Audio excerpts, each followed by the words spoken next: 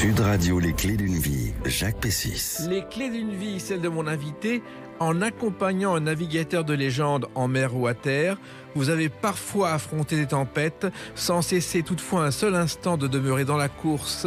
Bonjour, Gérard Petitpas. Bonjour Jacques. Alors, vous publiez Marin, vos mémoires chez Artaud. Vous avez une vie incroyable de marin, de passionné de marin, d'éditeur, et proche d'Éric Tabarly, je crois. Oui, tout à fait. Et donc, vous racontez tout ça dans ce livre, et on va le raconter sur Sud Radio, à travers des dates clés, comme d'habitude. Et la première que j'ai trouvée qui vous concerne, Gérard Petitpas, c'est le 26 septembre 1967, votre première télé. Une émission qui s'appelle Tel Quel, où vous êtes avec Éric Tabarly, et expliquez à Henri Marc et Pierre Chapuis comment vous travaillez tous les deux. Vous vous souvenez de cette télévision ? Je ne me souviens pas de celle-là, non. Pas. Oui. Je me rappelle très bien de Henri Marc, qui était à RTL, avec nous d'ailleurs, oui. Puisqu'on a partagé les mêmes locaux. Mais c'était, oui, c'était ce type d'émission qu'on faisait avec Éric. C'était le début de notre association. Et moi, j'avais eu ma vie d'avant. En tant que marin au commerce, marin à la pêche. On va raconter ça. Marin dans la Royale. Et puis j'ai eu la rencontre avec Éric et à ce moment-là, on a fait cette association qui a bien fonctionné. Oui, et en même temps, vous parliez beaucoup plus que lui au micro. Hein. Oui, c'est ce que disaient les professionnels, entre autres. Et je me rappelle de notre ami Philippe Gildas. On avait un interview à faire. Éric avait un interview à faire en Australie, exactement en Tasmanie, après l'arrivée de Sydney Hobart. Et Philippe, de part de Paris, m'avait dit j'aimerais bien que tu accompagnes Éric au studio, parce que si jamais ça marche pas, tu pourrais peut-être reprendre Et c'est effectivement ce qui s'est passé. On a refait l'interview direct. C'était plus simple de faire en se voyant que de faire un interview avec quelqu'un qui était à Paris dans un studio, et Éric tout seul, qui n'était pas effectivement extrêmement bavard. Enfin, il n'était pas, quand je dis qu'il n'était pas bavard, il pouvait être très bavard, mais il fallait encore que le sujet lui plaise. Voilà. Alors, Éric Tabarly, bien sûr, c'est un navigateur de légende qui a gagné de nombreuses courses. Et votre histoire, votre amitié est née à Cherbourg. Cherbourg, d'ailleurs, qui a été l'objectif premier d'une partie des troupes américaines, le 6 juin 44, le premier port à libérer pour mettre du matériel. Et vous arrivez un jour à bord du Chinko, en partance pour une course. Et là, vous rencontrez Éric Tabarly. Effectivement, moi je courais à ce moment-là je naviguais au commerce, et pendant mes congés de la Transat, je naviguais à la Compagnie Générale Transatlantique, et pendant mes congés, je faisais de la voile à partir de Granville, qui était mon port d'attache, mon port de naissance d'ailleurs. Et puis on est arrivé à Cherbourg de nuit, et on avait loupé la marée au Raz Blanchard, donc on avait perdu du temps. Et le seul endroit où on a pu accoster, c'était à Couple de Pendwick 2. Et on a accosté Pendwick 2 en étant extrêmement précautionneux, parce qu'on voulait pas les réveiller, il était 2h du matin. Et puis d'autre part, c'était quand même le bateau de légende. Hein. Il avait gagné la Transat un an avant. Donc on était dans nos petits souliers, on a fait une manœuvre. Je me rappelle, j'avais dit au gars, mes gars, attention, hein, on s'applique. On va pas les cogner le bateau, et on avait fait une manœuvre chouette, puisque Monsieur Tabarly père, à 6h du matin, nous a réveillés pour nous dire vous nous avez même pas réveillés pour la manœuvre, bravo les gars, je vais chercher du pain et du lait, est-ce que vous en voulez? Voilà. Et c'est comme ça que vous avez connu Éric Tabarly? Non, je connaissais déjà Éric, enfin, j'avais déjà rencontré Éric, mais je le connaissais pas vraiment, c'est-à-dire que Éric ne parlait pas comme ça, il connaissait les bateaux sur lesquels on courait. Avant, je l'avais rencontré, je courais moi sur un Simaji, Granville, qui s'appelait, je me rappelle plus son nom. Et donc, Éric était venu voir le bateau, et il était vraiment complètement fanat de ce bateau, qui était un ancien Simaji de la famille royale espagnole. Et donc, mais l'équipage n'intéressait pas trop. Mais ce qui était étonnant avec Éric Tabarly, Gérard Petitpas, c'est qu'il était incollable sur l'histoire des bateaux, sur les bateaux, sur l'architecture navale. Il connaissait tout. Il avait une culture extraordinaire, oui. Il avait une culture extraordinaire, mais non seulement des bateaux de notre époque, mais des bateaux anciens aussi. Il était capable de vous décrire n'importe quel bateau, n'importe quel gréement de bateaux du 16e ou du 17e. D'ailleurs, sa passion, c'était de dessiner des bateaux, et j'ai un carnet d'esquisses chez moi qu'Éric a fait, et c'est vraiment formidable. Et les bateaux modernes, il les connaissait sur le bout du doigt, et il était passionné. Voilà. Et alors, je crois que vos débuts, après cette rencontre, il vous a emmené à Jersey, et c'était votre première promenade en mer. Oui. Alors ça, c'est après. On a fait une première course Cove Dinard, et à l'arrivée à Dinard, à Saint-Malo, dans le port de Saint-Malo, les équipiers d'Éric étaient tous des marins professionnels, c'est-à-dire que c'était des camarades de promotion à lui. Donc ces garçons-là retournaient sur leur bateau, leur affectation, et Éric était tout seul. Et il m'a proposé, il m'a dit, je vais faire un tour dans les îles anglo-normandes, est-ce que tu veux venir avec moi? Moi, j'étais en congé de la Transat, donc on a ramené le bateau sur lequel j'étais, qui était Gin Blue, un bateau de Granville, on l'a ramené au propriétaire, ce Tible, et Eric nous a escortés, enfin, on était les deux bateaux, on a fait une escale à Chausey une soirée, puisqu'on ne pouvait pas rentrer à Granville du fait de la marée, et j'ai fait découvrir Chausey à Eric, qui lui a tellement plu qu'il est revenu tous les ans après. Et ensuite, on a fait une croisière dans les Anglo-Normandes. Alors, il se trouve que cette première croisière à bord du bateau où vous étiez, le Shinko, ça vous a entraîné jusqu'à un lieu que Michel Delpech a chanté.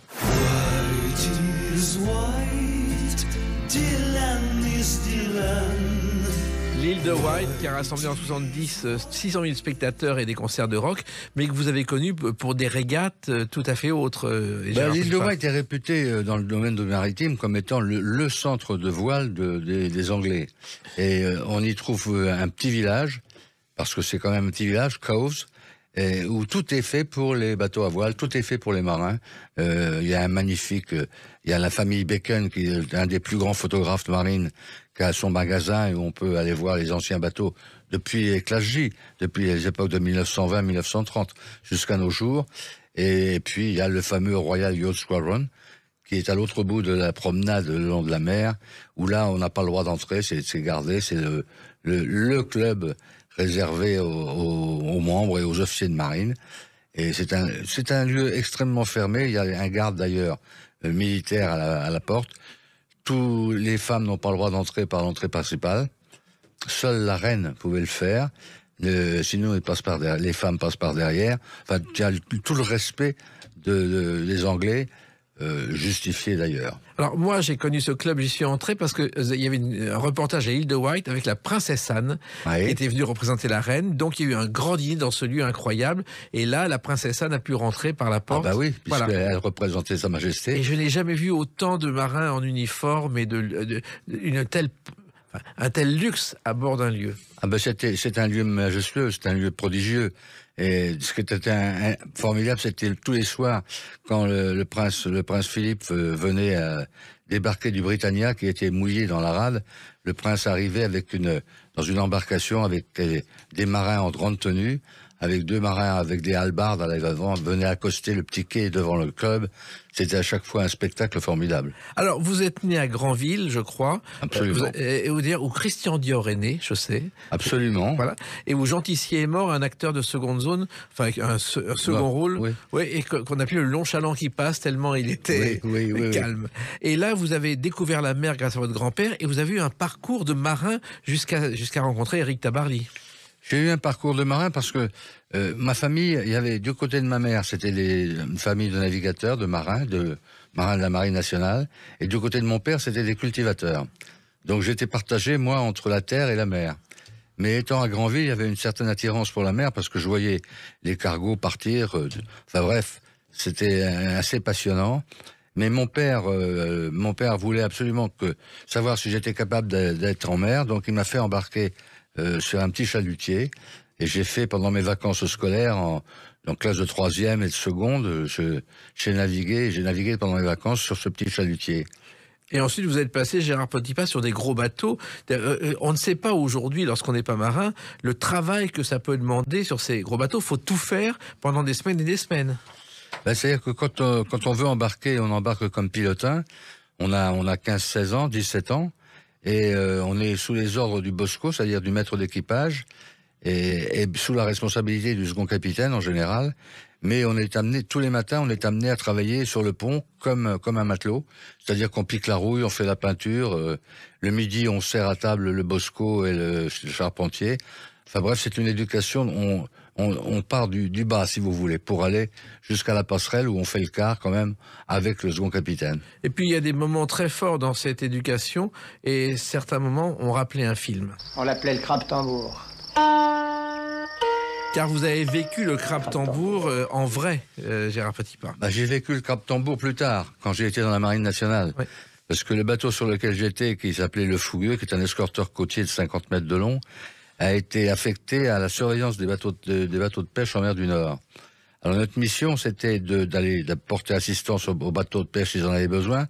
On avait à bord un médecin qui pouvait aller soigner les petits blessés, ou bien on allait chercher le matelot blessé et on le ramenait sur l'escorteur, et on patrouillait en mer du Nord, mais dans des conditions agréables pour un marin, mais difficiles quelquefois, parce que le temps n'est pas toujours beau en mer du Nord.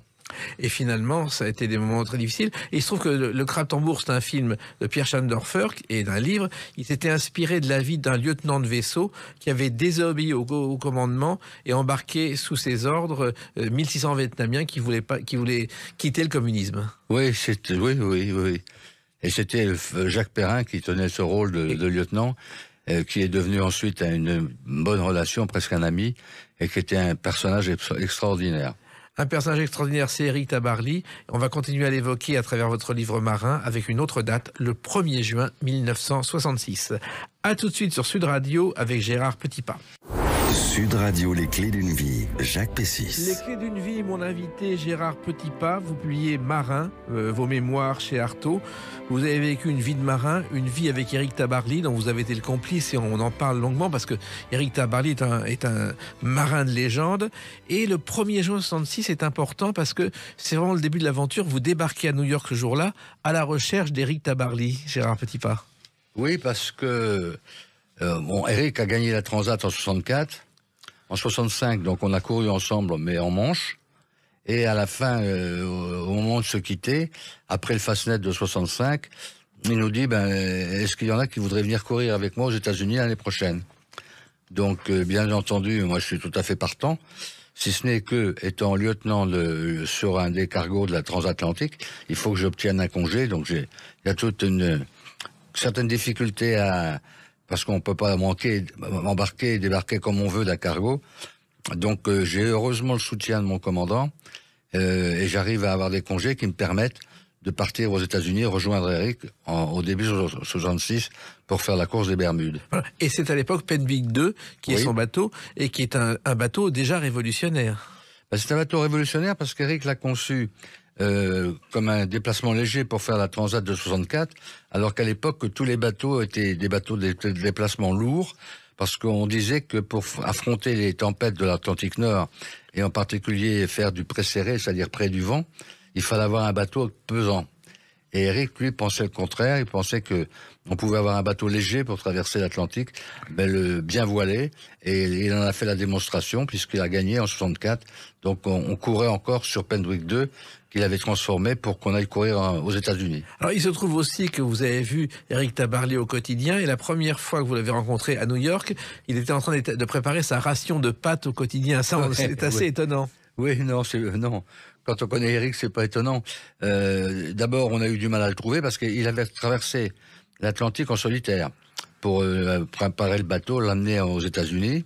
Et nous, on a rejoint l'équipage, on l'a rejoint là-bas et on savait pas tellement où il était. Il était dans une marina à New York, mais New York, c'est pas la Trinité-sur-Mer.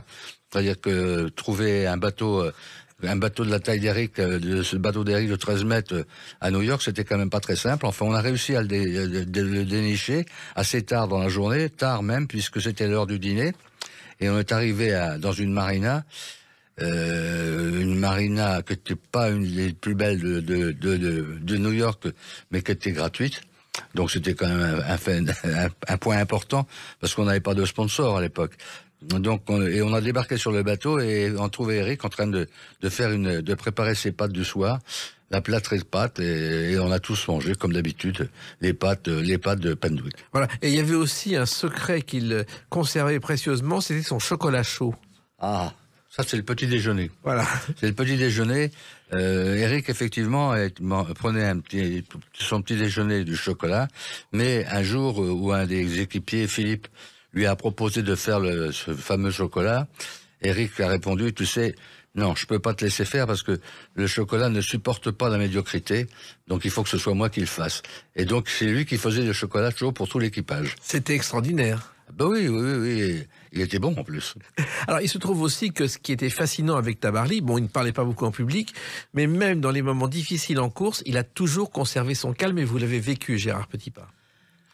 Oui, c'est un des grands points formidables. Tabarly, vous savez, c'était un personnage à deux visages. Il y avait un visage de Tabarly terrestre, qui était un homme qui était plutôt tourné vers lui-même, qui ne parlait pas beaucoup, qui avait une ligne de vie très droite, très.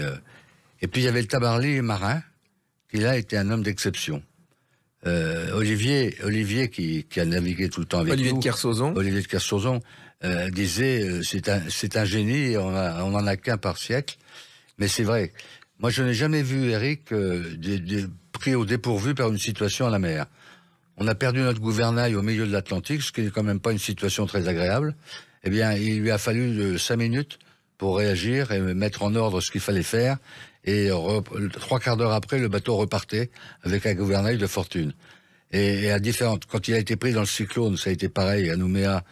Il a sorti le bateau dans des conditions difficiles, mais tout s'est bien passé. Jamais je ne l'ai vu déborder par une situation. On avait l'impression qu'il avait déjà vécu cette situation, ce qui donnait une confiance terrible à l'équipage. Alors, il y avait aussi la brume, mais à l'époque, il n'y avait pas de GPS pour s'y reconnaître, Gérard Petitpas. Là, c'était mon boulot à moi, ça.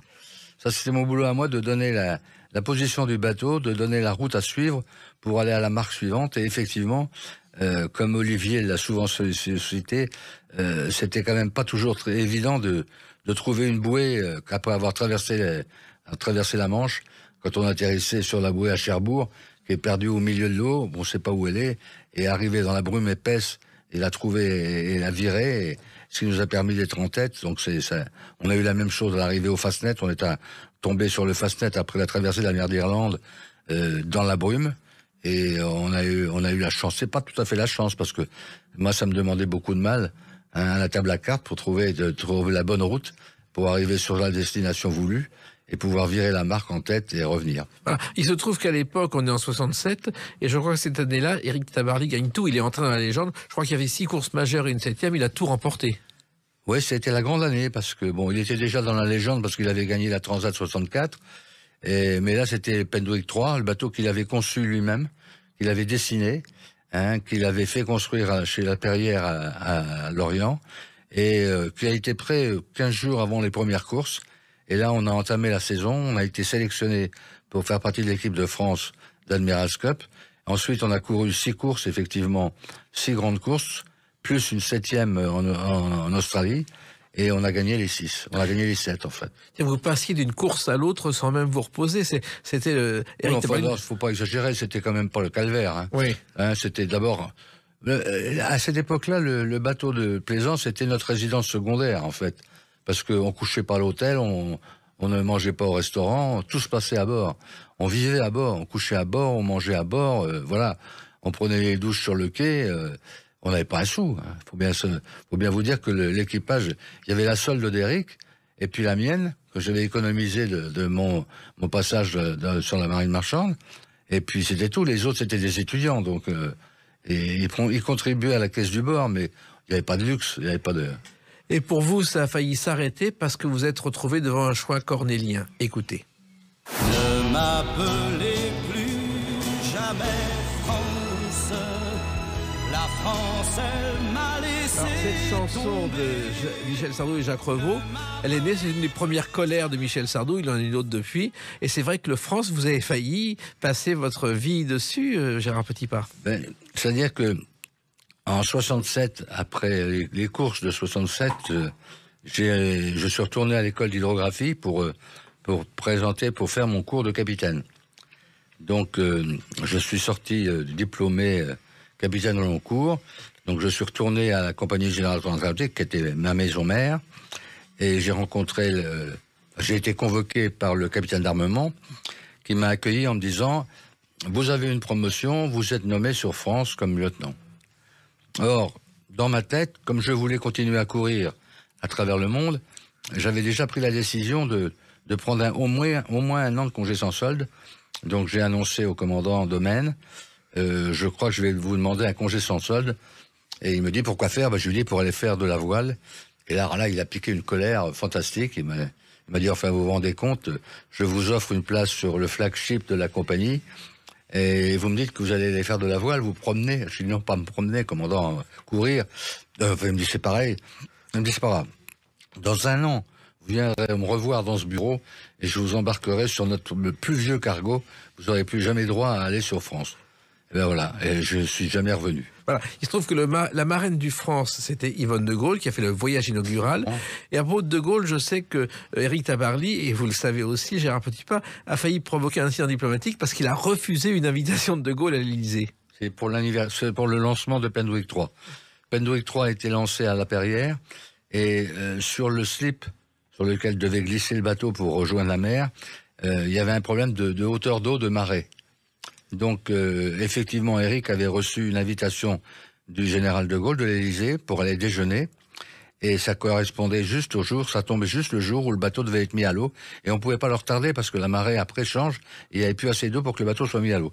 Donc, Éric a décliné l'offre du président de la République sans en avertir ses supérieurs. Oui. Ce qu'il aurait dû faire puisqu'il était quand même officier de marine. Et là, ça a fait un petit drame, oui. Et de Gaulle, après, non seulement lui a pardonné, mais l'a réinvité. Oui.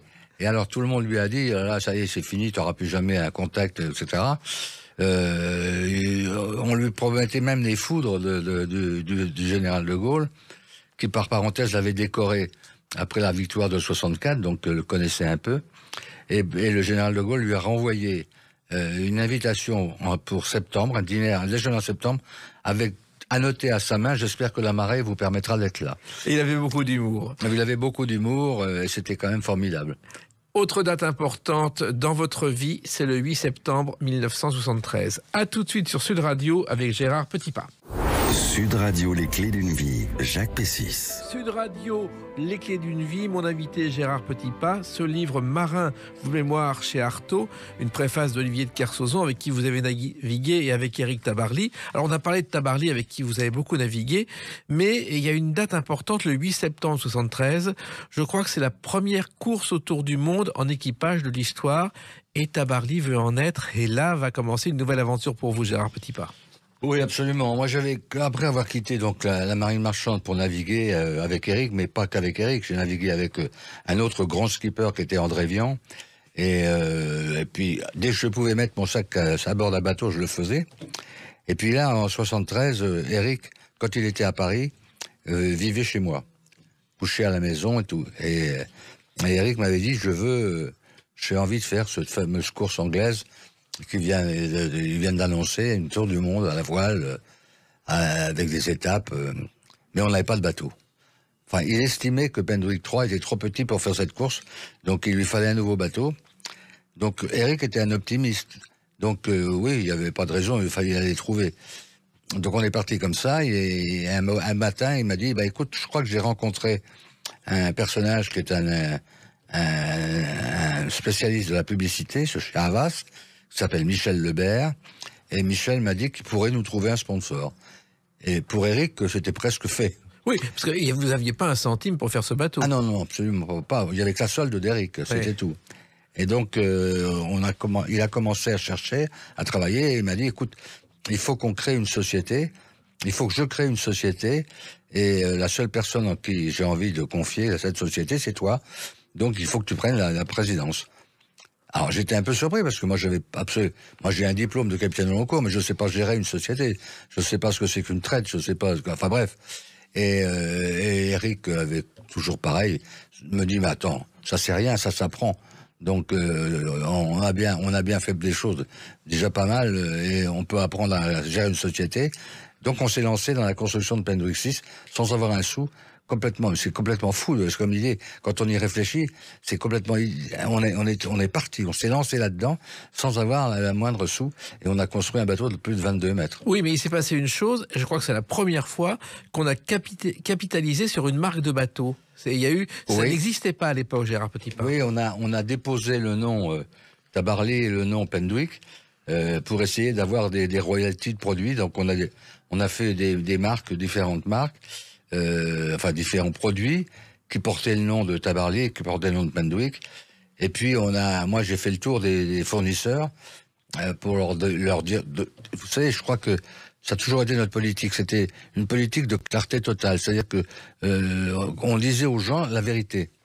Donc je suis allé voir des fournisseurs en leur disant voilà, on aurait besoin de ça, mais on n'a pas un sou. Par contre, dès qu'on aura commencé à courir, on s'engage à vous payer, et ça a marché. Alors bien sûr, il y avait le nom d'Éric qui jouait, mais en fait, on a réussi à faire ça et on a créé ce bateau et il a été prêt juste à temps pour la course autour du monde, qui malheureusement ne s'est pas déroulée comme on l'espérait, puisque il a perdu son mât dans la première étape. Oui, et là, ça a été un cauchemar de 10 jours, car vous avez dû retrouver un mât et vous rendre sur place. Je crois que ce sont les 10 jours les plus difficiles de votre vie, Gérard Petipa. C'est peut-être pas les plus difficiles, parce que mais certainement les plus compliqués, où j'ai eu les nuits les plus courtes, parce qu'effectivement, en 8 jours, il a fallu trouver un nouveau mât, trouver un nouveau gréement, trouver des nouvelles voiles, trouver de l'accastillage qui avait été perdu, trouver un avion pour emmener tout ça à Rio, et rejoindre ça, puisque si on voulait que le bateau continue à courir, il fallait faire ça véritablement en moins de 10 jours.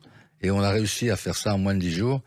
Et j'avoue que pour moi, cette course a été plus difficile que toutes les autres courses que j'ai pu avoir à la mer. Oui, en fait, il n'a pas pu gagner parce qu'il a de nouveau eu des problèmes de mât. Oui. Et ça a été un cauchemar qui s'est terminé, mais en même temps, vous a beaucoup appris, Gérard Petipa. Oui, on a beaucoup appris, mais vous savez, c'est bien joli d'apprendre, mais quelquefois, il faut quand même avoir des résultats. Parce que apprendre, ça vous rapporte pas beaucoup d'argent. Et on a eu la chance d'avoir les conseils de monsieur Marcel Bic, que je suis allé voir, puisque j'avais demandé à Éric de me faire une lettre de recommandation pour le rencontrer, et qui nous a dit, vous laissez pas tomber, vous avez une marque solide. On n'est pas allé le voir pour lui demander de l'argent, on est allé le voir pour lui demander un conseil. Et dans le même temps, j'avais décidé, moi, que le récit du tour du monde que Éric venait de faire, qui était un échec, faut être clair, mais ça pouvait quand même intéresser les gens, donc je voulais faire le bouquin, c'est là que j'ai créé les éditions du Pendwick. Alors, on va revenir à Marcel Bic, parce que c'est important. D'abord, on va entendre sa voix. Élève à Saint-Elme de 10 ans à 16 ans. Et il faut savoir que Marcel Bic, on a un peu oublié qu'il était un passionné de voile. Il a sponsorisé la course de l'América. Il a lancé, je crois, les premières planches à voile. Oui.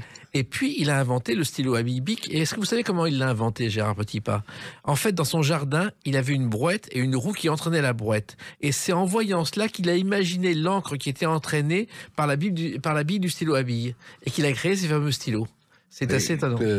Alors, il était à l'époque, il travaillait dans une entreprise, et le chef de cette entreprise, le propriétaire, quand M. Bic lui a proposé cette idée, il lui a dit ça ne marchera jamais. Voilà. Donc il a décidé de le faire par lui-même avec un autre associé, et ils ont créé la Pointe Bic, et il est devenu ce qu'il est devenu. Et on sait ce que c'est. Alors donc, vous décidez, vous, Gérard Petipa, de créer des livres, mais surtout, vous allez être le premier auto-éditeur de l'histoire de l'édition, car vous avez des problèmes financiers énormes à l'époque.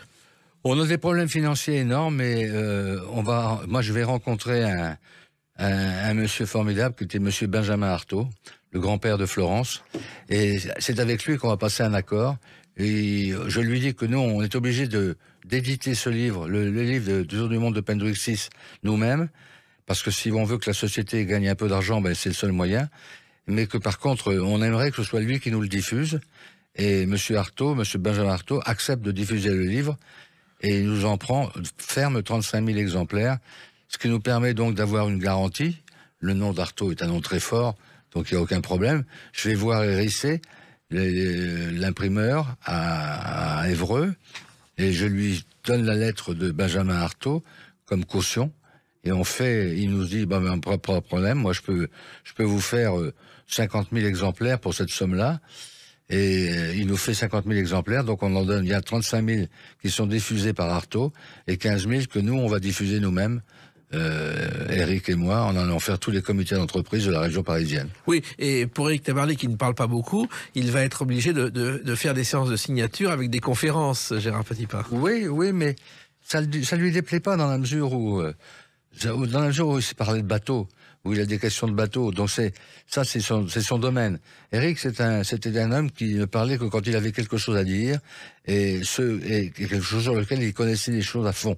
Donc le bateau, ça posait pas de problème. Et il avait même beaucoup d'humour. Il avait pas mal d'humour, oui, il avait pas mal d'humour. Et c'est comme ça qu'un jour, un de vos confrères, Eric Chavir, dans l'Atlantique, avait en retour de la course Lorient-Saint-Barthélemy-Lorient, et se fracture la clavicule. Il revient par avion à Orly, et il y a un caméraman, un reporter d'Antenne 2 qui l'accueille en lui disant Monsieur Tabarly, est-ce que vous êtes déçu? Et Eric ne répond pas un mot. Et donc il murmure, mais il murmure suffisamment pour qu'on l'entende. Ça, c'est vraiment une question à la con. et j'avoue que le caméraman qui était derrière était plié en deux. Le journaliste savait plus quoi dire parce que dans ces cas-là, il était resté sec. Et ça peut arriver. Alors, il se trouve que ce livre a marché, et c'était le point de départ d'une maison d'édition, car vous avez été aussi, Gérard Petipa, celui qui a lancé les livres qui racontent des histoires avec des marins. Oui, oui, parce qu'ils sont venus me voir. Quand le Tour du monde de Ben Wixy s'est sorti, Loïc Fougeron, qui était un marin, un navigateur, un grand navigateur, mais de croisière, qui ne faisait pas de course, mais qui avait écrit un livre si près du Cap Horn, est venu me voir en me disant, écoute, je voudrais que ce soit toi qui l'édites, parce que je voudrais le faire avec des marins. Donc on a fait le bouquin de Fougeron, on a fait le bouquin de Nicole van de Kerkhoff, et à partir de là, on en a fait plusieurs. Y compris Florence Artaud, son premier livre. Alors Florence, oui, ça c'est à la suite d'un dîner à la maison. Florence dîner à la maison, il y avait Pierre Mazot, qui était à ce moment-là secrétaire d'État au sport. Il y avait Eric Tabarly, bien sûr, il y avait Olivier de Kersauzon. Et j'ai dit à Florence, pourquoi t'écris pas quelque chose? Elle était pas encore vraiment connue du grand public, mais elle avait fait tellement de choses.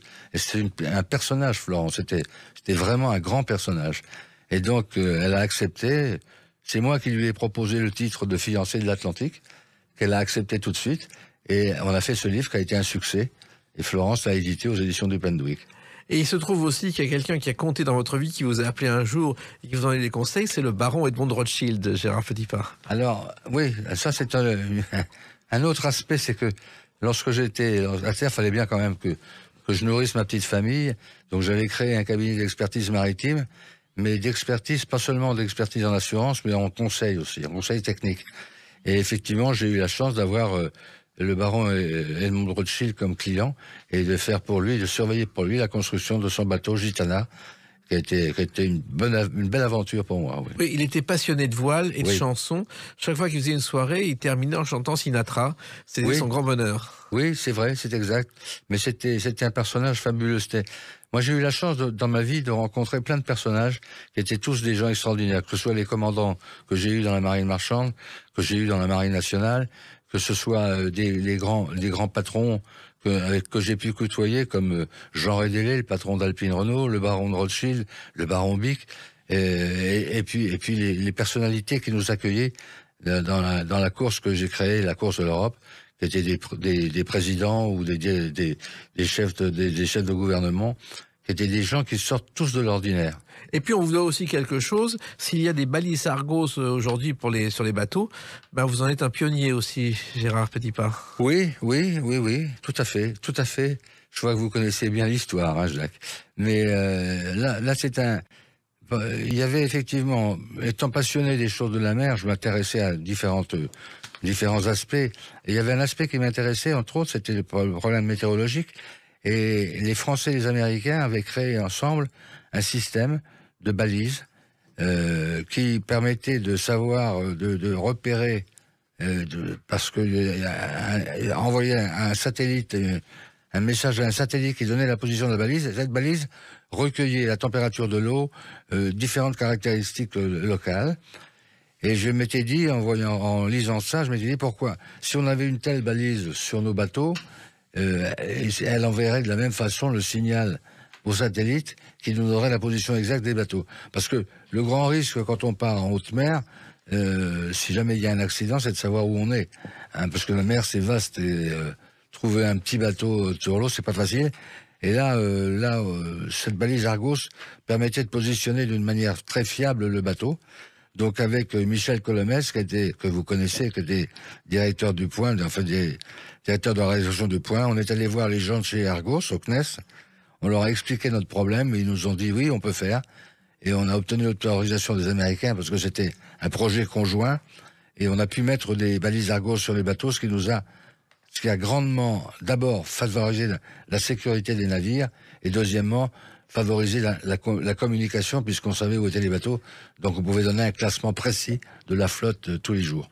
Ça figure dans ce livre marin dont on va reparler avec une autre date, sa date de sortie, le 10 mai 2023. A tout de suite sur Sud Radio avec Gérard Petitpas. Sud Radio, les clés d'une vie, Jacques Pessis. Sud Radio, les clés d'une vie, mon invité Gérard Petitpas, 10 mai 2023, sortie de ce livre marin, vos mémoires chez Artaud. Sur la couverture, on voit Tabarly, on voit Kersozon. Et sinon, vous retrouvez chez Artaud pour raconter votre vie, c'est une façon de boucler la boucle. Tout à fait. Tout à fait. D'ailleurs, lorsque j'ai rencontré la directrice de chez Artaud, Valérie Dumiège, elle m'a dit je serais content de pouvoir vous éditer. Au-dedans de moi, je me suis dit moi je serais content d'être édité chez Artaud, parce que c'est effectivement grâce à Benjamin Artaud que plein de choses se sont passées. Donc c'était bien d'aller chez Artaud. Et vous aviez envie de raconter vos souvenirs, parce que finalement j'avais commencé à écrire, non pas pour faire un livre, mais pour mes enfants et mes petits-enfants. Parce que j'avais envie de leur laisser quelque chose pour qu'ils sachent ce que leur père ou leur grand-père avait effectué. Et parce que toute la période avec Tabarly, c'est une période que tu as connue. Mais moi, il y avait toute la période d'avant qui m'intéressait de raconter. C'était la période de marine marchande, c'était la période de marine nationale. J'ai des souvenirs dans la marine nationale qui sont fabuleux. La marine nationale, pour moi, c'est vraiment un corps d'exception. Ce sont vraiment des gens qui sortent de l'ordinaire et vivre sur un bateau de guerre. C'est autre chose que de vivre dans une caserne. Oui, d'ailleurs, même vous avez fait des essais avec des sous-marins qui envoyaient. Oui, j'étais embarqué sur un escorteur côtier où on récupérait des torpilles inertes lancées par des sous-marins. Inertes, je dis bien, et on ramenait les torpilles inertes au port. C'était à Lorient. Et on a fait un deuxième exercice avec l'aéronaval, cette fois, où là, on traînait un radeau sur lequel il y avait une cible. Et il y avait des avions qui passaient et qui mitraillaient la cible. Et j'avoue que de temps en temps, on se demandait si la cible était assez loin de nous, parce que si jamais le pilote se trompait un petit peu, on risquait d'avoir chaud aux fesses. Non, mais ça, c'est des expériences formidables. Et il y a que la marine. D'ailleurs, j'ai hésité à la fin de mon service militaire. Et l'amiral Lahaye, j'ai terminé mon service militaire comme aide de camp du préfet maritime de première région de l'amiral Lahaye. Et l'amiral m'avait proposé de m'activer, si je puis dire, puisque c'est le terme exact, c'est-à-dire de repiler dans la marine nationale. Et j'avoue que j'ai hésité parce que c'est un monde tellement à part. D'abord, sur le plan maritime, c'est un monde formidable parce que tous les officiers manœuvrent les bateaux, ce qu'on ne fait pas dans la marine marchande. Et là, c'est ce que j'ai pu faire quand j'ai fait le fameux crabe-tambour de la mer du Nord, où là, on manœuvrait au milieu des chalutiers. On manœuvrait dans le mauvais temps. C'est là que j'ai eu la plus forte tempête de ma vie. C'est là que je l'ai rencontré au large des Shetland. C'était un moment épique. Oui. Et cette tempête vous a rappelé un film célèbre. Absolument, absolument.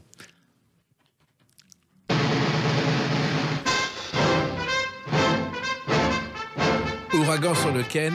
Et d'ailleurs, ce qui est étonnant, c'est que ce film a inspiré un certain Maurice Micklewhite. Son pseudonyme, c'était Michael Ken. Ouais, c'est venu de ça. Ouais. Et ça, c'était des tempêtes incroyables. Bon, c'était une tempête, sur le coup, où on la juge très forte. C'était un très, très fort coup de vent d'hiver en mer du Nord. Et on était sur un petit bateau. On faisait 53 mètres, hein, c'est pas bien gros. Mais et on a eu vraiment quelques heures de très, très grand mauvais temps. Et puis il y a eu un autre moment difficile où vous avez craint pour votre vie, quand une meute d'orques est arrivée vers votre bateau. On n'a pas vraiment craint pour notre vie parce qu'on n'a pas pensé une seconde qu'ils allaient nous défoncer, mais on a été surpris de la réaction de ces bateaux. Ces poissons sont extraordinaires. Ces cétacés sont extraordinaires. Ils sont énormes. C'est énorme, ça fait 7-8 mètres de long. Ils mangent 227 kilos de nourriture par jour. Oui, exact, oui. Et là, on était dans le Pacifique, on faisait la course Los Angeles-Tahiti, et d'un seul coup, en plein milieu du Pacifique, il y a un troupeau d'orques qui est arrivé, qui nous a doublés. Ils allaient beaucoup plus vite que nous. Et puis, arrivé à quelques encablures devant le bateau. Ils ont tous fait demi-tour et ils sont revenus vers nous. On était en ligne de front. Là, on s'est posé des questions. On se demandait ce qu'ils voulaient. Ils sautaient tous ensemble. C'était un spectacle impressionnant, magnifique, mais impressionnant. Et on s'est demandé ce qui se passait. Il y avait un grand silence à bord. On regardait tout ça en se disant, mais qu'est-ce qui se passe? Quand ils sont arrivés autour de nous, ils ont tourné autour du bateau, ils ont plongé en dessous, et ils sont repartis. Et là, on s'est retourné vers Eric. C'est normal. C'était lui le commandant, c'était à lui de nous dire ce qui se passait. Eh ben, il n'a pas su nous dire ce qui se passait. Il a simplement émis une suggestion, c'est que, comme on avait une coque noire et un dessous blanc, il nous avait pris pour une baleine, et il s'était dit peut-être qu'on pourrait se taper une petite baleine. Maintenant, c'était pas une baleine, et heureusement, ils se sont aperçus à temps avant de nous sauter dessus. Alors, vous avez raconté aussi dans ce livre, Gérard Petitpas, dans ce livre marin, vos rencontres exceptionnelles, et vous évoquez Bernard Moitessier, qui est un marin de légende, et finalement, vous révélez qu'il a été un des pionniers de l'écologie, parce qu'il vous a demandé de passer un message sur les arbres. Oui, ça, alors là, Bernard avait, après son tour du monde, qu'il avait arrêté, vous savez, il était en tête de la course au tour du monde, qu'il disputait, et il avait abandonné et pour continuer à tourner autour de la Terre, pour aller jusqu'à Tahiti. Et il avait fait une grande déclaration disant, je veux sauver mon âme, et donc il n'avait pas voulu remonter sur l'Angleterre, alors qu'il était promis à la victoire. Et c'était donc arrêté à Tahiti. Et quand on a fait Los Angeles Tahiti, il m'a appelé et il m'a dit, j'aimerais bien que tu passes me voir avant de rentrer en France. Alors je lui ai dit, il n'y a pas de problème. Donc la veille de ma rentrée en France, je suis allé voir Bernard sur le port, où il était assis en tailleur, toujours égal à lui-même. C'était un personnage extraordinaire, Moitessier. Qui sortait complètement de l'ordinaire. Et il m'a dit, tu sais, je voudrais que tu passes un message. Et je lui ai dit, bon, dis-moi Bernard, il n'y a pas de problème. Tu diras à Pierre Lavac, qui était le directeur de la revue Bateau, que je voudrais qu'il fasse une campagne pour que les hommes politiques décident de replanter des arbres. Parce que c'est une nécessité. Il faut absolument que les terriens replantent les arbres. Nous, en mer, on essaie de la protéger, mais il faut aussi protéger la terre. Et j'avais été surpris parce que c'était quand même il y a bien longtemps, donc bien avant que l'écologie avec un grand E existe et que les gens se battent aujourd'hui. Lui, c'était un écologiste de premier rang. Oui, et une autre personne étonnante que vous aviez rencontrée, c'était le père Jaouen, qui était surnommé le curé des mers. Ouais, c'était encore un personnage. C'était très très proche d'Éric. Il était très proche et Michel Jaouen était un personnage que il y avait des gens qui ne l'aimaient pas beaucoup parce que il avait des positions extrêmement tranchées sur pas mal de choses et en particulier sur les jeunes délinquants. Quand il a sauvé une grande partie. 15 000, je crois, dans ça. Ouais, je sais pas le chiffre, mais c'est pas du tout. Il les embarquait sur son bateau, Bel Espoir, et il les faisait traverser l'Atlantique, il les faisait naviguer, et il en a sauvé vraiment beaucoup comme ça. Oui, c'était une méthode de réadaptation. Complètement. Mais sans avoir la discipline très dure des maisons de réinsertion, en étant d'une générosité et d'un humanisme extraordinaire. Père Jaouen était vraiment un personnage, entre guillemets, c'était un saint, parce que vraiment, ce qu'il faisait, c'était pas toujours facile, hein. Il avait des déboires avec ses gamins, mais il arrivait à s'en sortir et à les sortir. Voilà. Et il a vécu jusqu'à 95 ans en 2016, et il a vraiment fait beaucoup de choses pour ceux qui étaient délinquants ou toxicomanes. Et puis, il y a une chanson qui évoque un personnage que vous avez également connu dès ses débuts.